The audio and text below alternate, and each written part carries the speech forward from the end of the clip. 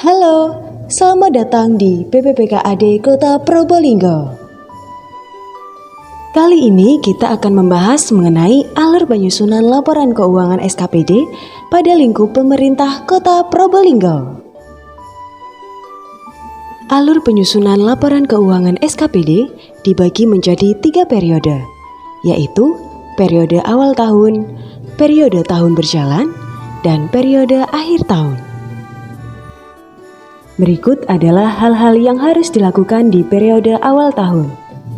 Pertama, SKPD menyusun saldo awal tahun berdasarkan laporan keuangan audited tahun lalu dan melakukan jurnal penyesuaian.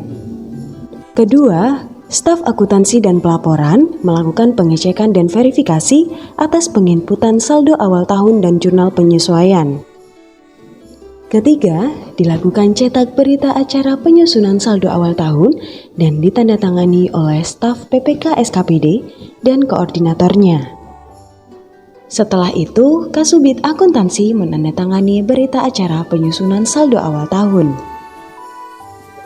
Kemudian kita lanjut pada periode tahun berjalan. Pada periode tahun berjalan, kegiatannya meliputi: pertama, SKPD melakukan rekonsiliasi bulanan dengan bidang perbendaharaan. Kedua, SKPD melakukan rekonsiliasi bulanan dengan bidang pendapatan.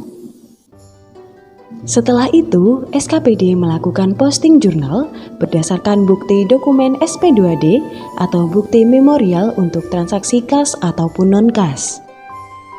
Kemudian, SKPD melakukan rekonsiliasi bulanan LRA dan LO dengan bidang akuntansi dan pelaporan.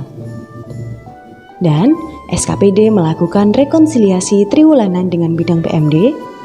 SKPD melakukan rekonsiliasi persediaan triwulanan dengan bidang akuntansi dan pelaporan.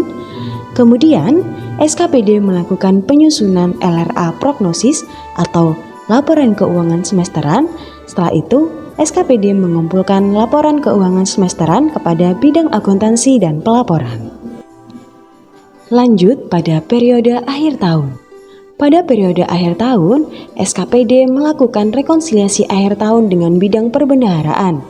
Kemudian, melakukan rekonsiliasi akhir tahun dengan bidang pendapatan, melakukan rekonsiliasi akhir tahun LRA dan LO dengan bidang akuntansi dan pelaporan, melakukan rekonsiliasi akhir tahun dengan bidang BMD, melakukan rekonsiliasi persediaan akhir tahun dengan bidang akuntansi dan pelaporan.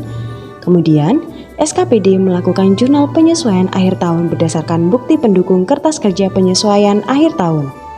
Setelah itu, dilakukan penyusunan laporan keuangan SKPD. Setelah selesai dilakukan penyusunan laporan keuangan SKPD, laporan keuangan tersebut direview oleh inspektorat. Kemudian, SKPD menindaklanjuti hasil review berkoordinasi dengan bidang akuntansi dan pelaporan.